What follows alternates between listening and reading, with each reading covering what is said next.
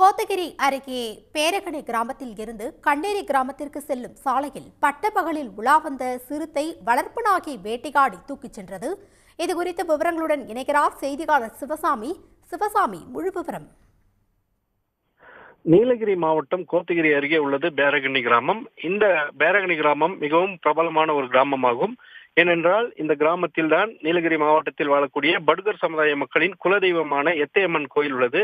இதனால் தினந்தோறும் ஆயிரக்கணக்கானோர் இந்த கிராமத்திற்கு சென்று வருவது வழக்கம். இந்த நிலையில்தான் இந்த பேரகணி கிராமத்தில் இருக்கும் அதே மாதிரி அருகில் இருக்கக்கூடிய கண்ணேரி கிராமத்திற்கும் செல்லக்கூடிய பகுதியில் தான் இன்று மதியம் ஒரு சிறுத்தை வனப்பகுதியிலிருந்து வெளியிலே வந்து சாலையில் உலா வந்திருக்கிறது. அதனை பொதுமக்கள் கண்ட நிலையில் அருகில் இருந்த ஒரு வீட்டில் இருந்து வளர்க்கப்பட்டு வந்த நாயை அந்த சிறுத்தையை வேட்டையாடி இருக்கிறது. அடித்துக் கொன்ற அந்த சிறுத்தை நாயின் சத்தத்தை கேட்டு பொதுமக்கள் வெளியில் வந்து பார்த்த போது அந்த சிறுத்தை அந்த நாயின் கவ்வியவாறு கொன்று கொண்டிருந்தது.